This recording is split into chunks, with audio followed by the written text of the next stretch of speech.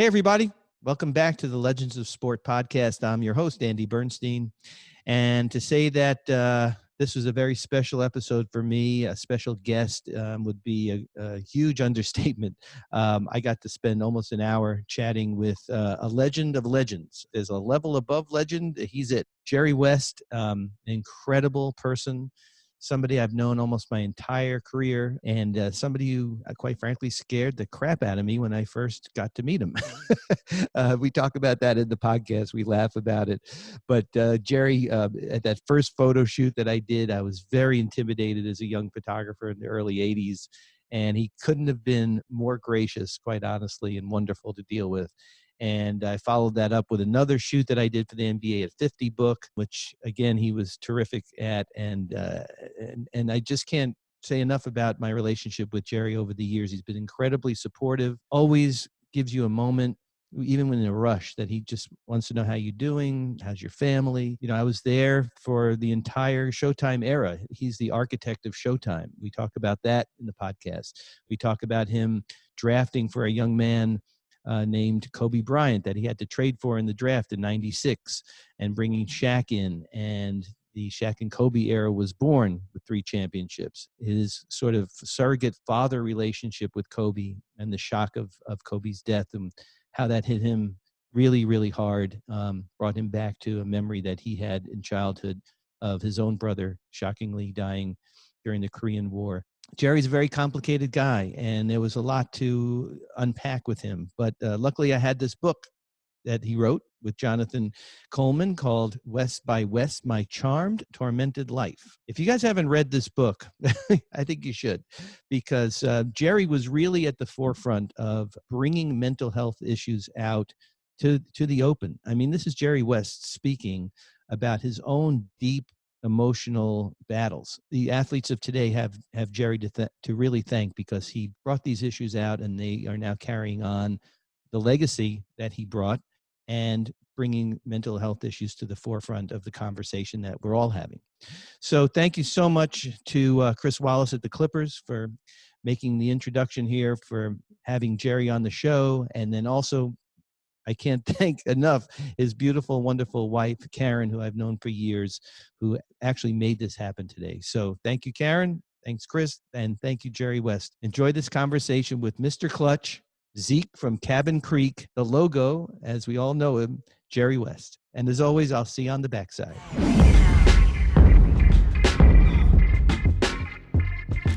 So welcome, Jerry West, to the Legends of Sport podcast.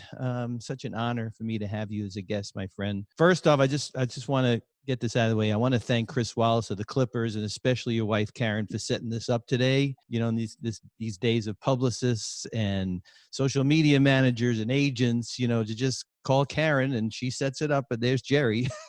It's fantastic. So thank you. Well, you're welcome. Thank you. Well, you're looking good, man. How are you guys doing? Well, I think everything is probably the same for most people. You know, you're trying to stay safe and, you know, away from any potential contact with people that it's not necessary, to be honest with you. But frankly, it's pretty boring. You know, I sit around and wonder, you know, I need to do something. I just can't be cooped up. My life has been to kind of roam a little bit when I was a kid, you know, all out in the woods all the time, exploring things. And as an adult, the many interests that I've had in my life, about the only one that I can really pursue now is reading, because I like to read a lot. Mm-hmm. And I think when you read 60, 70, maybe 80 books in this period of time, you get to the point that some books, you start them, they have no interest to you, and you move on to another one to try to find something that will at least keep your attention. But it's difficult. The one thing I find is that if I can see something that's competitive, and I'm talking about in the sports field, then certainly I would watch that. And now we have basketball back, a lot of content. Mm-hmm.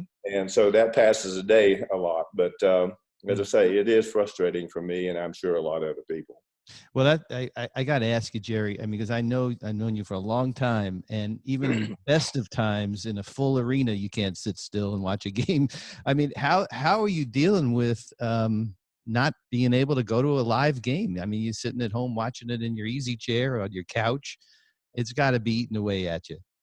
Well, I think there's, even as a player, there is an anticipation of game. Okay, at least me, I had a plan. Okay, Mm-hmm.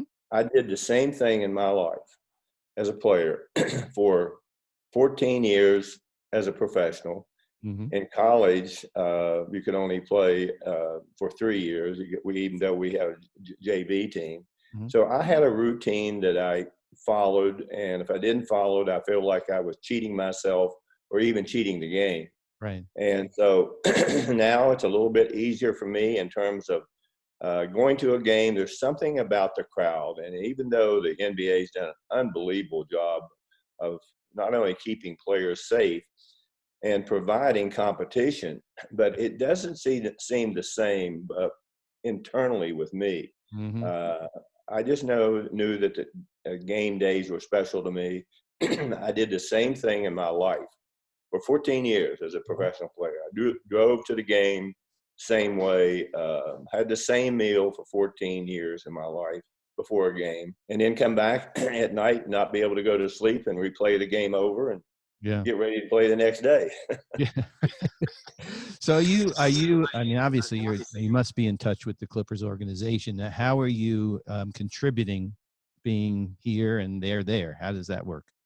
Well, Andrew, my job as a consultant, sometimes it gets overblown. I do have a voice, but we have a lot of voices over there. I'm really blessed to be with some people that I like a lot.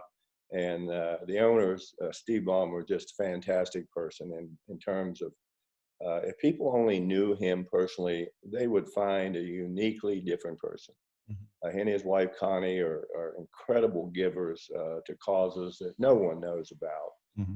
And to see a man who's been so successful have other ways in his life that he can contribute to society and make this a better place, it's really heartwarming when you know the whole story. And he and his wife both, Connie, they both shy away from that, but he's a unique man, and I wish we had more people, not as owners, of course, but that had the caring that he does for the causes in America and try to make this a better world to live in. Mm-hmm.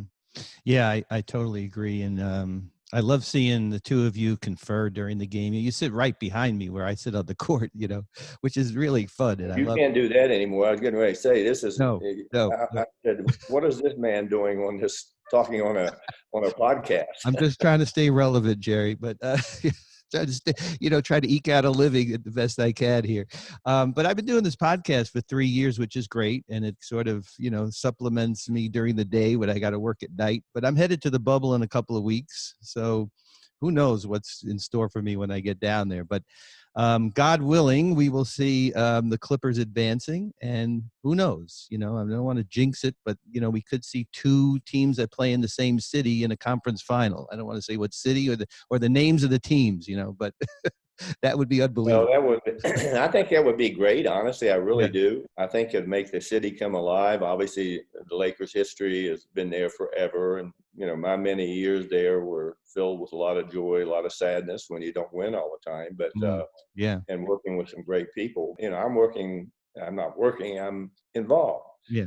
And, if you find something you love to do, Andrew, you'll never work a day in your life. And I've never worked a day in my life. And, yeah. if I feel like I'm not viable, then I just back up and leave. That's the way I've always been in my life. I follow my own feelings. And so I've been fortunate to be involved with some really great people in this league. Yeah. So Jerry, you struggled and suffered 6 times losing to the Celtics, right? And when I started shooting at the Forum, and I was told, don't ever wear green in this building.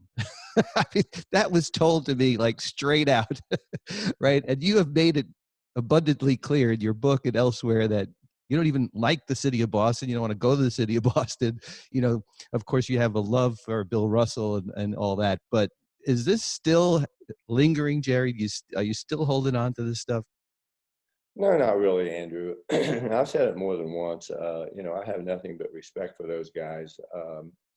And the people I played with, and you mentioned Bill Russell. I just talked to him yesterday, I think, on the Mm-hmm. phone, and so we still communicate. Yeah. And obviously, is someone I forget sports, someone I like personally, and it's nice to still hear him speaking as other people that I communicate with in the league and Mm-hmm. rivals, of course. But you gain great respect from the people that you competed against, but more importantly, some of the people that you played with.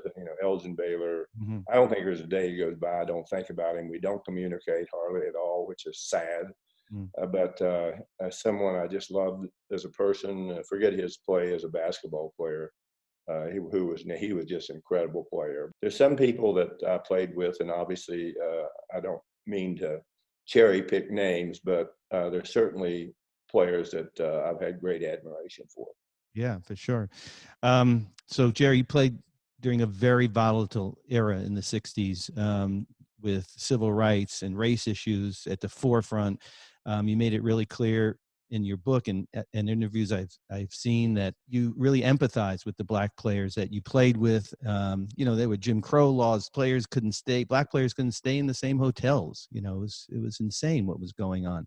And now we're back in this era of social justice and the players speaking out, that they have bigger platforms now, of course. How do you relate to what you went through and what you saw the league go through in the 60s to what's going on right now?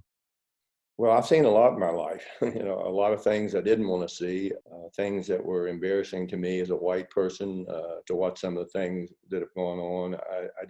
I don't understand. I really don't understand. And I hate to see a police department or anything of service to our country have some kind of a red mark on them. This is wrong, that's wrong. Mm. There's always a few people that overstep their boundaries, okay? And I think you can see it now with people who walk around with no mask on in an area which is dangerous to people, and particularly people my age. Mhm. It's a lack of respect that what bothers me more than anything. People are human beings. Mhm. We all should be treated alike.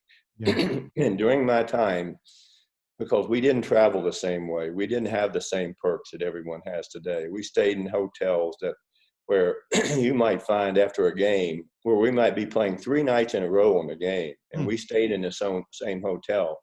We'd be playing cards till 4 o'clock in the morning and have a 6 o'clock flight Yeah. or a 6 o'clock pickup to go to the airport. Mm. And those were times that you spend so much time together.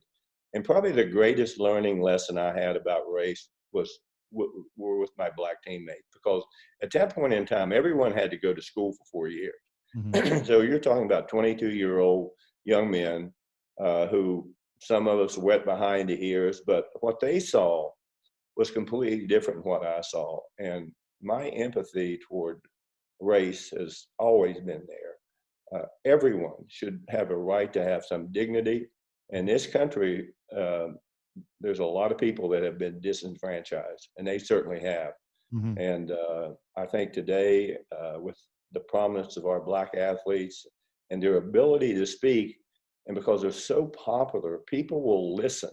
And hopefully, this will change the mind of people about how we should treat each other, not only with respect, but with dignity, Mhm. and respect different cultures. My goodness, in this city, what do we have? 90 different people that speak different languages. There are little communities here and there. And I think this is one of the things about Los Angeles that has made it so unique for me, because I got a different perspective and seeing being a hillbilly from West Virginia to come and have a chance to experience other things in my life that I never dreamed possible unless I had the ability to play basketball. Yeah.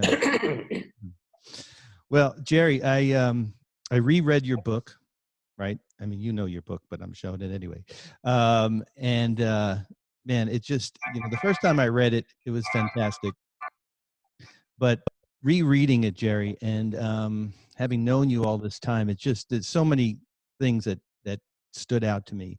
And there are two great autobiographies, probably the two best autobiographies that I've ever read. One is yours, and one is Bruce Springsteen's Born to Run. I don't know if you read Bruce's, but and I'm a huge Bruce fan, but aside from that, there's so many parallels. And for example, both of you came from working class backgrounds, you from West Virginia, him from New Jersey.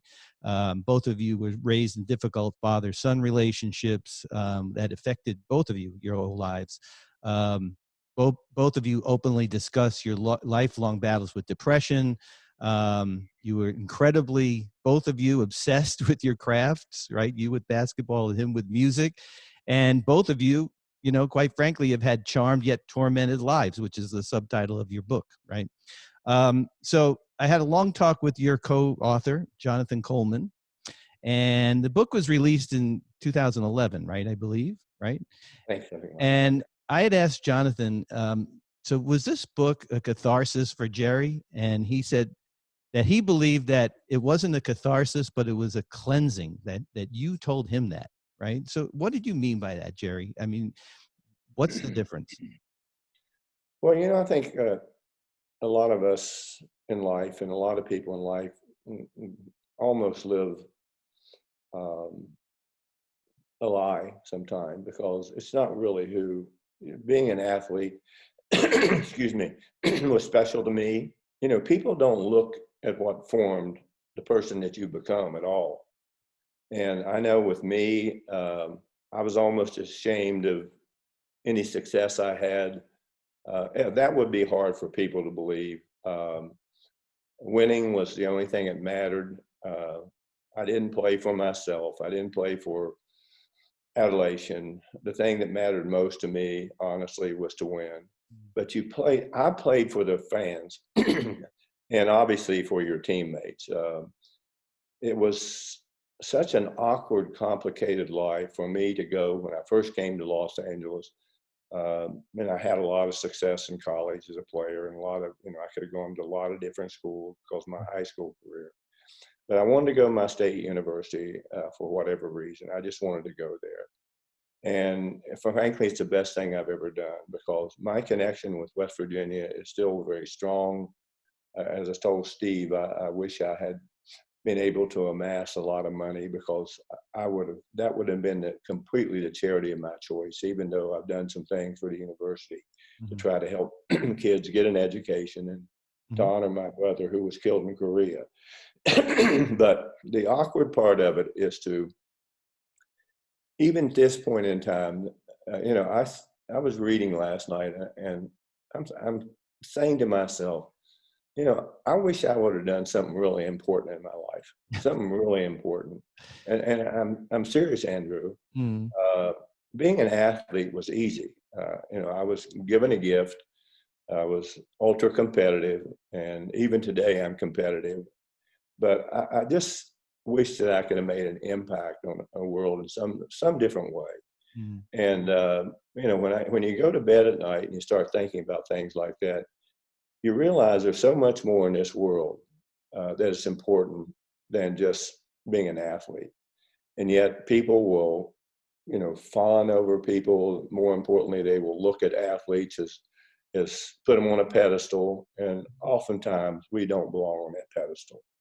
And I think the greatest lessons I've learned in my life is giving, being kind to everyone.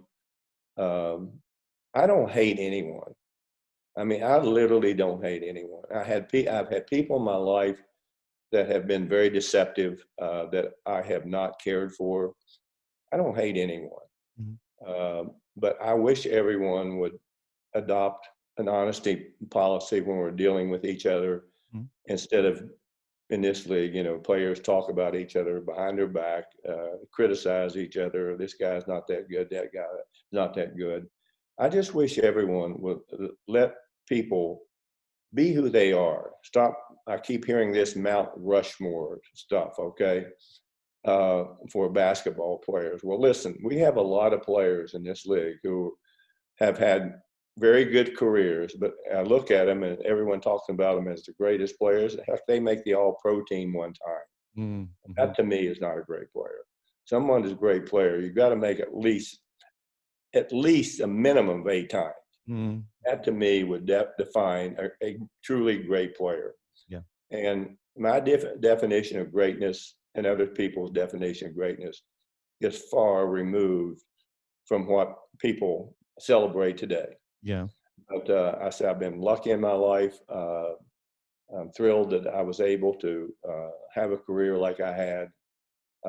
Disappointed that we didn't win more championships for the city of Los Angeles. As I say, I've had a lot of sadness there with the Lakers, a lot of joy, I guess at the end, a lot of disappointment.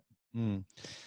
Um, Jerry, you know, I got to differ with what you said, because athletes now, I guess maybe in your time it wasn't as true, but there are exceptions to that too. But now athletes have such a voice through their platforms, and you know they can be a hero on the court, which is great, and you know we see that with all the big stars in all the leagues, but they can really affect social change. They can really affect voting. Can you know they can bring topics to the forefront that have been left in the shadows. And one of those, very importantly, is mental health issues. And, you know, Kevin Love has led the way in the NBA with that. But I honestly have to say that your book, you know, which came out 9 years ago, and coming from you with your history and who you are, I really give you the credit for leading the way in opening the conversation for mental health of athletes. Quite frankly, I do. And I know you don't ever want to see yourself as a trailblazer or anything like that, but I think that gave athletes of today, it empowered them to come forward and speak. Well, you know, I think we all, I don't know, if everyone does, because you have so many different people to talk to. I never sought help in my life for my particular problems. And I used to say, suffer in silence. And I sort of learned how to deal with it personally. Mm-hmm. There were some days that I'd wake up and frankly, I didn't want to wake up. And, you know, when you see the enormous amount of suicides today, and I'm sure this pandemic, people inside not interacting with their friends, um, it's difficult. It's really, really difficult. And for me, there was times, honestly, Andrew, that I know a couple of times after we lost in championships, uh, I didn't want to be around. And it was a horrible, horrible feeling to say someone who was I think you always think you're healthy. You don't know that. Mm-hmm. But someone in maybe physically the prime of their life competing for the biggest prizes, and it was almost like a total rejection. And when you reject people and when you only care about yourself, and honestly, I see that so much today, self-promotion, people lying like crazy about who they are. Why can't people just be honest about who they are and the problems they face? And I think this would be a better world. Uh, we're creating so much division in this country by people fudging on the truth all the time and not being candid. And sometimes they get by with it. And sooner or later, I think there's a day in their life when they're going to be older and not as relevant. Maybe they'll look at themselves. I wish I hadn't have done this. I wish I hadn't said that. And there's so much of that that goes on in this world, but in the sports world, where there's so many different personalities involved, where there's so many people who want to be relevant. Some of them embellish who they really are. But as you mentioned, the players have an enormous platform to help make a change. And I think anything related to mental health, emotional stability, probably the worst thing in the world, I think, when you have this problem with with yourself and the person you talk to all the time is you. You don't talk to anyone else unless you seek help. It's just a god awful feeling to have look at yourself and have no self-worth at all, regardless of what you've accomplished. And, you know, I think today you see so many, and I see these very accomplished people in sports and and people who are writers, creative, really smart people. Hmm. All of a sudden, you look, and they're gone by their own doing, and it's so sad to see people who are so gifted and so talented leave much too early. Yeah, it's true. And there is help out there. And we're finding out now, more and more that athletes are speaking up. I don't know if you saw the documentary that just came out on HBO called The Weight of Gold. Have you seen that?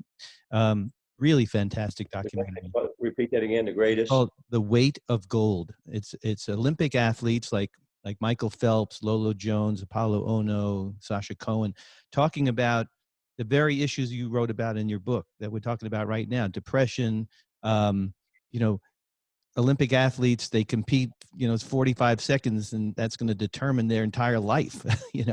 All the financial hardships they went through, how they define themselves. Excellent documentary, and I totally recommend that. Oh, I will look at it because there's one thing you can talk about too. I think it would probably weigh heavily in those people who you're talking about, the Olympic people, Mhm. individual sports. Okay, if you think of all the hard work you put in an individual sport and you lose, Yeah. and maybe you just didn't have, maybe you were the best. You've proven you're the best a lot of time, and you Hmm. had one day when you just didn't quite have it. You think of all the training that they went through, all the trauma they went through to get where they are, Mm. and all of a sudden, an individual sport would put more pressure on someone who's depressed than a team sport, because in a team sport, other people are supposed to contribute to winning, Mm. and sometimes the onus on winning is one or two guys. They'll carry those people along like a pack horse, Mhm. and they'll make them win. But it's great when you win. There's an elation that's hard to even describe. Winning a gold medal on a team Mm. was the greatest thrill of my life, better than winning a championship or being involved with other championship teams. Mhm.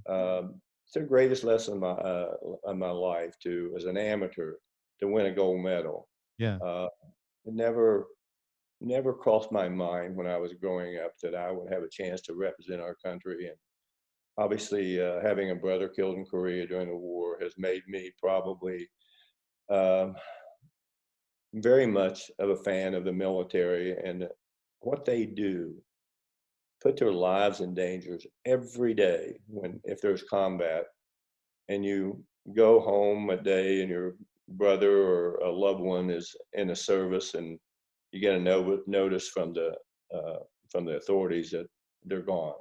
Mm. Um, I'll never forget that day. It's probably the rawest day of my life. Mhm. Uh, Yeah. I can remember distinctly everything that day. I was 13 years old. I can remember distinctly exactly what I did Mm. Mhm. all day. And life-changing moment for me, probably the thing that made me from being, because of what I saw in my house, to be kind of a confrontational kid, even though I was really little, Mm. um, to being like a completely someone who wouldn't talk or wouldn't interact with anyone. Do you think that your really incredible competitive spirit was fueled by the loss of your brother? Like you talk about it in the book, and I can't really express what you said, but you talk about throughout the book how your brother's the loss of your brother stayed with you your whole life and drove you, right? But it drove you like to the nth degree. And did that competitiveness start before his death, or it came afterwards? Well, something, Andrew, I've always been ultra competitive, and frankly, it's almost ridiculous. At 82 years of age, I'm still that way. I don't like to lose, um, but I think you have to learn how to lose, but you also have to learn how to win. And as I say, I don't think that did it for me, but it just changed me as a person completely. And Mm. Mhm. beside my bed, every once in a while, I have a bunch of letters my brother wrote from the Korean War in 43, 1943, 1942. Mm. They were passed along to me.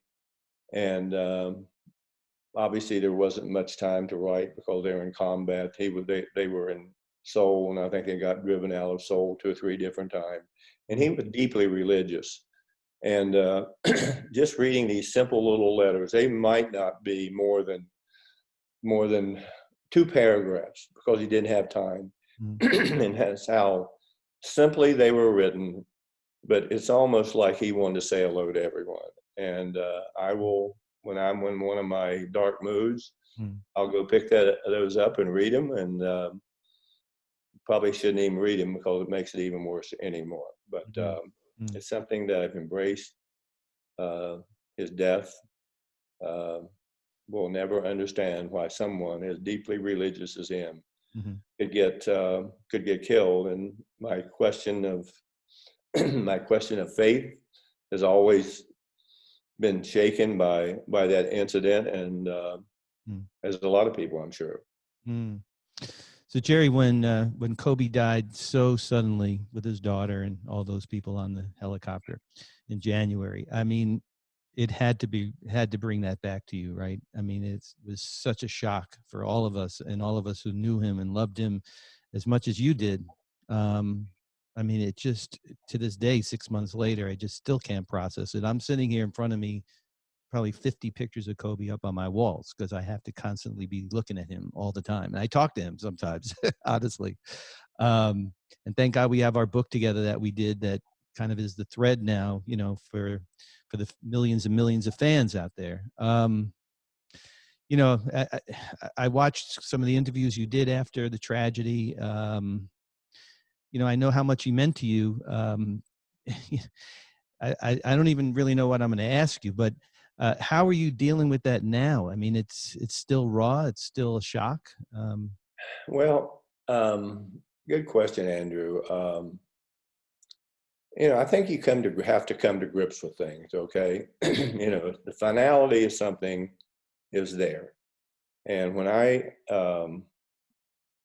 when I think back to that day, I'm sitting here on a Sunday morning reading the newspaper, as I always do because I love to read.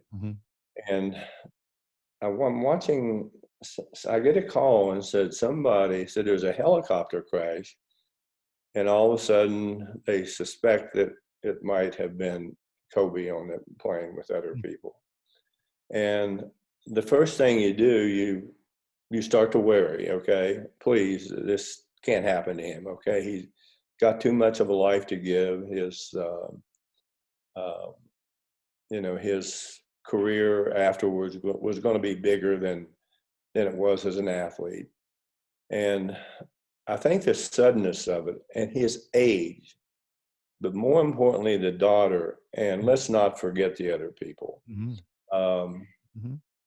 It just was gut-wrenching to me to think that they'd been taken. And I'll never forget, and obviously you took the pictures of some of the times I saw him sitting into games with his daughter, Gianna, on the floor. And to see the joy, to see the love between those two, it was just amazing. And I know this is a terrible thing to say, but people, when you have kids, you try never to make a difference. But I think there was a different connection there with him and her. And as I say, his legacy will never be forgotten, and what it was about, taking his daughter to compete. Yeah. And that's who he was. He was the ultimate competitor with the ultimate skill, and playing in a city, Los Angeles, obviously made his legend bigger. It just resonated. He resonated with so many people because basketball is a worldwide game, okay? And the importance, as you mentioned, of athletes of his caliber, and there's not many of his caliber. Let's face it, there's not. And, it was just gut-wrenching. And we have obviously some pictures here with him and my kids. And, when I look at them, I say, oh my God, look how young he was. And look how young my kids were. And those are the constant reminders that I have. And, you'll see a basketball game, you'll see a play, and say, that's something that looked like something that that Kobe would have done, because people in this league, if their ability allows them to do it, will copy other players. And unless you have that kind of skill, you're not going to be able to copy him. But it just, I think in our house for probably 2 weeks, it was really quiet, really quiet. And you couldn't go by something that didn't remind you of him. And the constant reminder on TV, they wouldn't let it rest. And it almost made me mad because it seemed like it was becoming a commercial reality, instead of letting his family grieve and just not put it out there every day. But honestly, it started to make me mad. Mad that he was gone, but mad that people would try to take advantage of someone's death to make money off of it. Excuse me. So, Jerry, when Kobe decided to retire, 20 years, amazing career, right? I mean, you drafted him, you traded for him in the draft, and you knew him as a youngster, and everything you just described about becoming, this wily veteran, father, multi, championships, MVPs. It was a little bit, to me, a little reminiscent of when you decided to retire in 74, right? I mean, you probably could have played some more, right? I mean, I know physically. For sure I could have played. Yeah. For sure I could. And he could have too. I mean, did he call you? Did you guys talk about it before he announced it? No, we hadn't. I hadn't, because I was involved with someone else. I never have tried to remain in contact with players. Okay, I just haven't, because I don't think it's my. First of all, people, if you say something nice about a player today, and what derogatory thing was I going to say about him? Now, if I came out and said he was a bum or this or that, then I probably wouldn't have got fined. But as I say, it just his time was up. Okay, his time was up. He could not have played, and that year was a difficult year for him, Andrew. A very difficult year. It wasn't a typical Kobe Bryant year, and I think the last game made, when he had, I don't know how many points. We had a ton of points in the last 16. game. Yeah. That probably, if he would have come there and laid an egg that game, I'm wondering if people would have, the praise that he got from that last game, I'm wondering if people will look at it a little bit different. But that wasn't his best, Andrew. That season was not his best. And I think as a player, when you don't want to go on to damage what you've accomplished. And he was smart enough. He was engaged enough in other things. He was finding other avenues to make himself relevant, but something that I think he really enjoyed doing. This was one very smart person, one very, very smart person.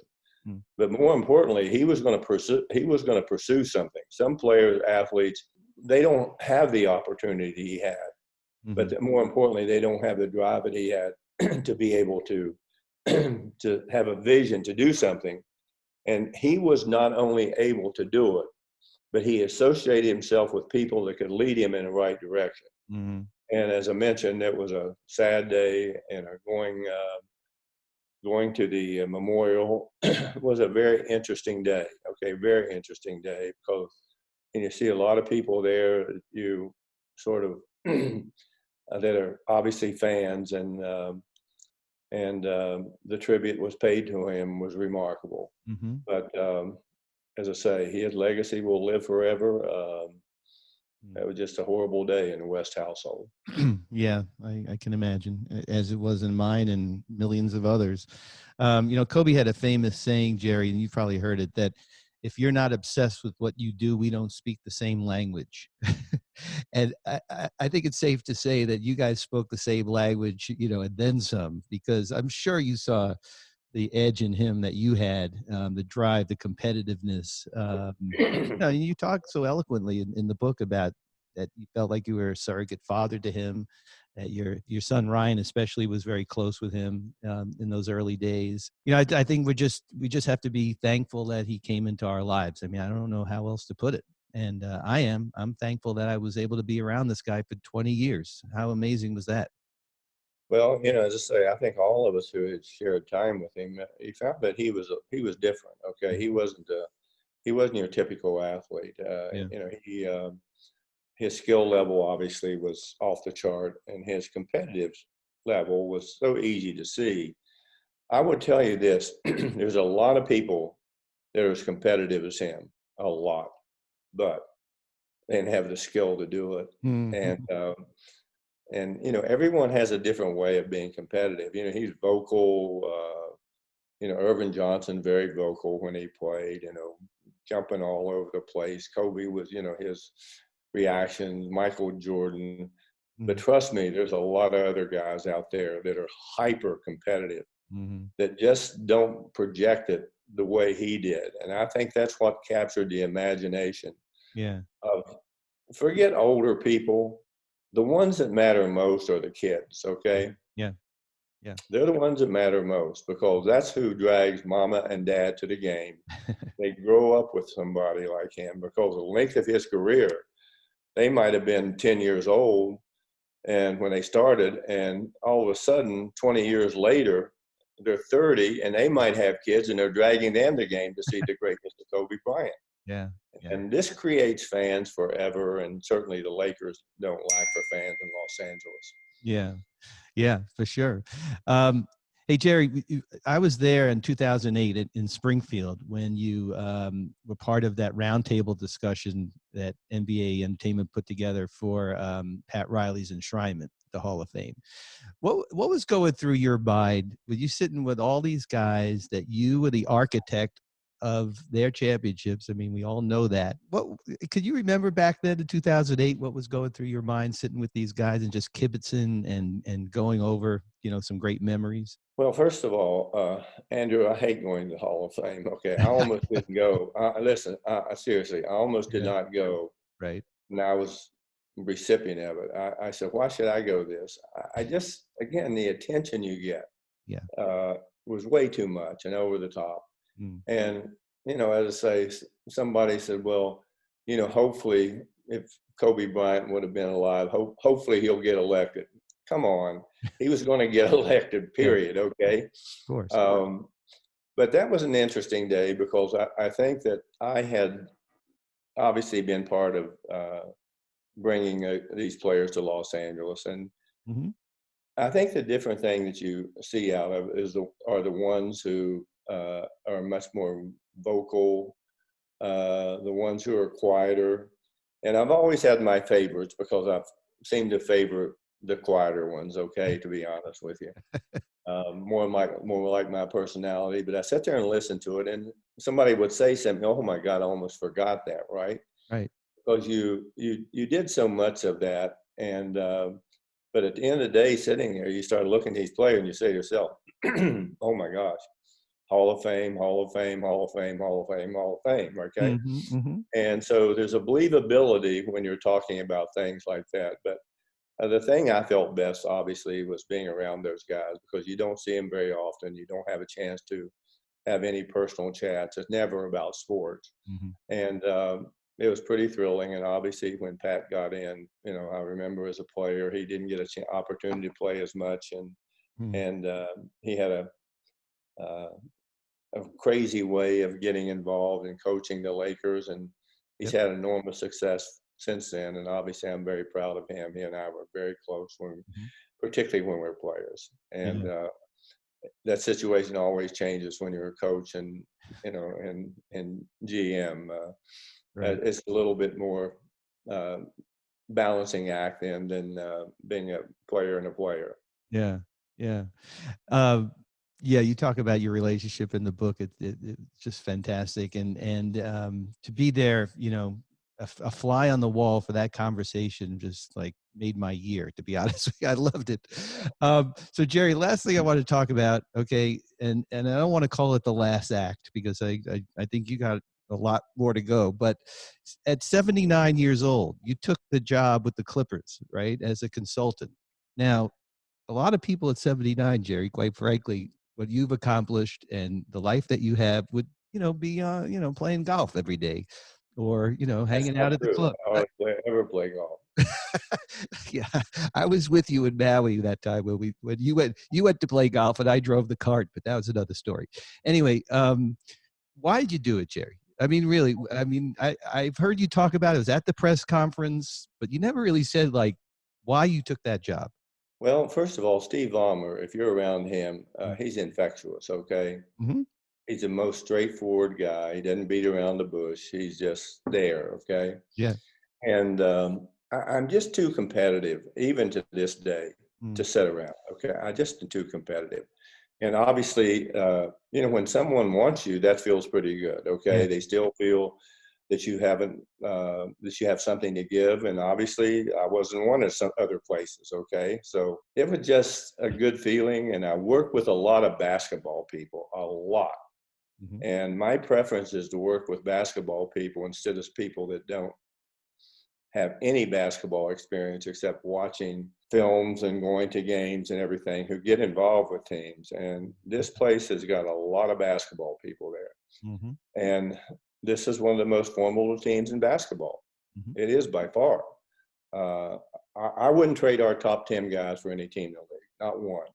Mm-hmm. And I just think we're that deep. If we could just ever have a healthy group of people or people together, I've never seen anything like it this year. But I do think we're very capable. Some of the things that have been done there in a short period of time are pretty remarkable. Mm-hmm. And there are probably 5 years left here for this team to be really good, Mm-hmm. because all these players are going to be in their prime. And when I look at other teams, aging players, look at the age of players, we should be here for a while in Los Angeles. And hopefully we'll have an opportunity again, as we mentioned.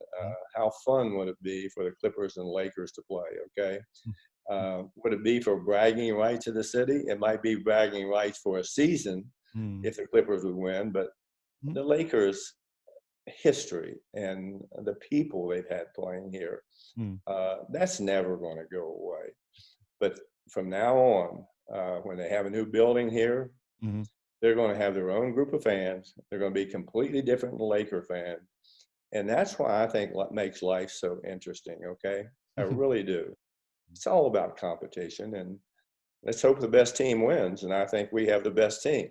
Yeah. Well, look, I can't wait to get down there and see all these teams, especially the two LA teams. And like I said earlier, God willing, they'll go head to head. You know, it won't be a hallway series like we had hoped at Staples Center, but I think these guys would play against each other anywhere, you know, at a playground or Well, this, YMCA. It you know doesn't what, matter. this is really an awkward, unique time. It really is. I don't know how, as I say, there's something about the day of the game. Yeah. How do these players in their own mind, and this is a remarkable part about these players, adapt themselves from being, uh, you know, preparing themselves to be there before a lot of people, and all of a sudden they're by themselves. And somewhere along the way, you have to, even though you respect other players, you've got to find a way to dislike them for 48 minutes, okay? Right. Yeah. You seem to have that down pat when you were playing. I didn't like anyone I played against. I don't care who they were. Yeah. I hated them all. Yeah. Well, I don't hate them all. I just didn't like them that day. And you got the nine broken noses to show for it? Well, more than that, yeah, 9 broken noses. There's a lot of internal things that will be worse than the broken noses. Yeah, I hear you. Well, Jerry, I want to thank you again. I mean, this fantastic conversation. I've known you for so long, and in the intro to this, and I'm going to send it to you when it comes out. I'm going to recant the first time. Well, I'm going to tell it actually right now, if you have a second. The first time I met you, you're not going to remember this. I'm sure you won't, but it was You had a lot more hair then. I had a lot more hair. I had a disco mustache going, you know. Yeah, that's right. And I was sent by the NBA to get a photo of Jerry West in his office at the Forum, right? This is like 1985 or 6. Here I'm this young photographer. My dad had the perfect expression. I am sweating bullets, okay? Because like you had this aura about you. I had never talked to you. We, you know, had never interacted, and all of a sudden I got to go up there And I go, and I'll remember this like it was yesterday. And Mary Lou greets me at the door, and she looks at me like, "Don't screw this up." She just, you didn't say it, but I just felt it. And thank God you were on the phone when I went in your office. And you remember it was that paneled office and everything. And we'll show the picture. And it gave me a few minutes to set up lights and stuff. And I thought you were going to get me out of there in like 2 seconds, but you couldn't have been more gracious, because I think you sensed this like fear that was coming at me. And I was a pretty self-confident guy back then, you know. But I'll never be able to thank you enough for that. And it was one of those moments in my career that I'll always remember. It empowered me, quite frankly, and it gave me a lot of confidence. And our relationship, you know, has been great ever since, when I stopped being afraid of you. Well, Andrew, you know, other than the players, you're probably the best known man in the league. Okay, other than the players, but as I Wow, say, you've that's had a high a compliment coming from you. remarkable run, and I think the one thing, again, I've always tried to do. I have never, to my knowledge, mistreated anyone. I've had some conversations with writers that were not very much fun sometimes because of some of their commercial opinions about what they think is right and what they think is wrong. Right. And but no, I try to treat everyone nice, and it's Yeah. just part of who I am, part of where I came from, Mm. and I will never, I will never ever change that. It's not going to ever happen. No, I've seen you, and there's, you know, fantastic story in the book about how you and Lee Moore were friends. And you know, no one in the world knows who Lee Moore is except in your book and people like me and John Black and people who saw him every day. But you know, you just had this knack, you still do have this knack of just being so approachable in a way that just disarms people. I think it's just because they can't imagine. I mean, here, you know, I'm to call you the logo. I know you hate that, but you know, people, I mean, this is the logo. You can't, you know, how do you approach him? But once people, you know, approach you, you are, you know, just the friendliest guy out there. It's just amazing to me. Well, thank you. I, I appreciate Andrew, but um, there's a right way and a wrong way to treat people. Hmm. Okay, Hmm. and I think this world would be better if we would be more civil, try to help people Yeah. accomplish what they want to accomplish. More importantly, help people do their jobs. And, Hmm. you know, I always read today, you know, we've got leaks in this organization. We got leaks in this organization. I think it's despicable for me to hear that. And let me tell you why. Because the agents are the ones who constantly Mm. are putting these rumors out there. And then there's one person in our league that has might as well be sitting in everyone's office, and that's that's Woj and Yeah. Adrian Wojnarowski, and who's a wonderful guy. And he announces a trade before it's even made. Okay, so he is in close contact with all the people, Mm. agents and GMs, and I have to laugh when I hear these people. Well, this is not the damn CIA. Okay, this is about communicating with people, and some people Right. just can't keep their mouth shut to something that's really important. But as I say, this world is ever changing, and I think the thing that makes people who are, I think, who prosper, the ability to Mhm. be able to adjust to the things going on in this world. Yeah, yeah, I hear you. So, Jerry, one very last thing. So, Mazel Tov to you and Karen, your family, for Well, Johnny thank and Michelle for the baby, little McKenna. Have you been able to see McKenna since she was Oh born? yes, Okay, yes. good. All right, good. I just saw his mom. I just saw his mommy on TV this morning talking about men's golf. I So know she's back doing golf commentary. That's fantastic. So, here's the question: knowing how competitive you are, and she is a world class golfer, you know, one of the greatest of all time, men or women. Do you get out on the links with her and compete with her? And how does that go if you do? well, Andrew, at one time I could have competed with her. Okay, I could have. Yeah. But she is she's a unique talent. She's been hurt so much in her career, which has Hmm. been detrimental to her winning more. But as I say, couldn't find a nicer person. And Mm. matter of fact, they're going to be here in Los Angeles this week, and we're going to go to West Virginia, my home state, which we're going to go there. I have a house there at the Greenbrier, which is we're going to go there for about almost 3 weeks, and just hang out with a lot of my West Virginia buddies, and be nice to see them. Oh, that's so great, Jerry. And I wish you guys the best. Most importantly, just stay healthy and safe, obviously. But when I get to the bubble, somehow I'll wave to you. I don't know how that's going to happen. But do that. Well, you always have the best seats in the house, okay? That's true, right? I always say right. that. And they actually pay me to sit there, with people behind me are paying god awful amount of money to sit in those seats. So I don't know how that works. You're going to have to. Thank God you're not big, okay? You're not a giant of a man. That helps a little bit. Yeah, you can see Great to talk to you, Andrew. Thank you so much. Jerry's so great, and send my love to Karen and the rest of the family, please. Okay, thank you for your time today. Okay, buddy. Continue good success. Yeah, thank you. Take care. You're welcome. Bye. Well, folks, what a great experience to sit down and talk with Jerry West for such a long time.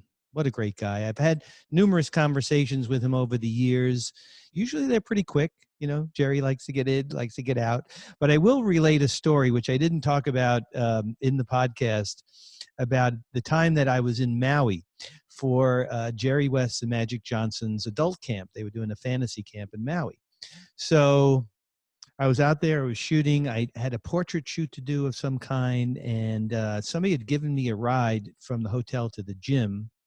Lo and behold, I finished packing up, and my ride had left. Nobody else was there except for Jerry. And I looked at him, he looked at me, he goes, "You need a ride, kid?"